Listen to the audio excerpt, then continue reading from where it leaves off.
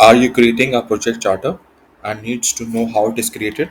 So by the end of this lecture, you would learn what are the important steps in creating a project charter and it's going to ensure success. Hi, if you are new here, welcome to the fastest growing project management YouTube channel.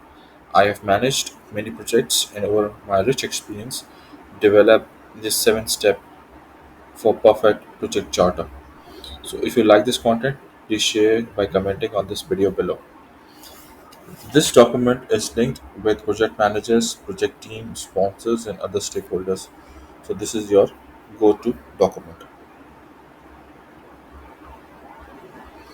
In this video, we'll be discussing how to create a project charter. So a project charter is a vital document that ensures that outlines the project goals, objectives, timelines, resources, and stakeholders. This document serves as a foundation for the project, setting the tone for how the project will be planned, executed, and monitored. Steps of creating project charter. Number one, defining the project.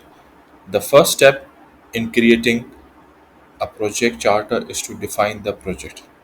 This means understanding the project goals, objectives, and scope.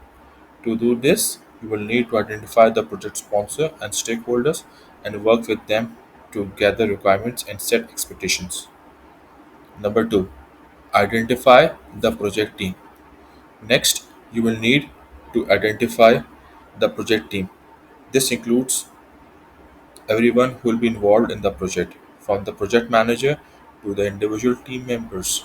Make sure to outline each team member's role and responsibilities as well as their availability and required skills.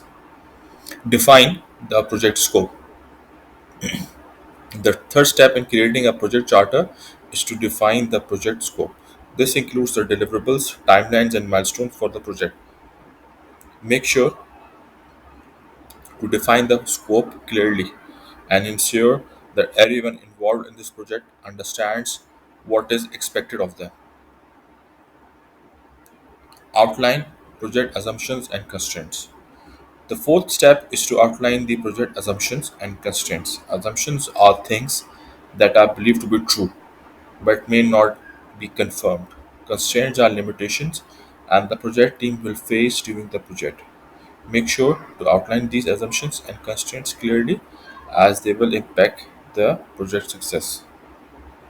Fifth step, identify project risks.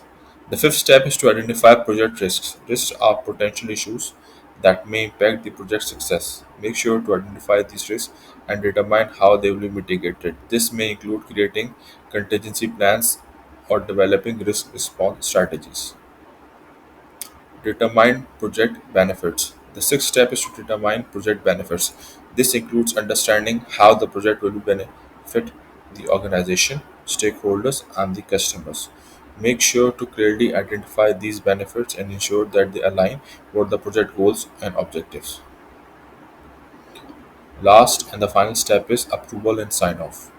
The final step is to obtain approval and sign off from the project sponsors and stakeholders. This confirms that everyone involved in this project is aligned and committed to the project sponsor or the project charter. Thanks for watching this video. Please like and subscribe this video and keep up supporting my channel. Thank you. Stay blessed. Take care.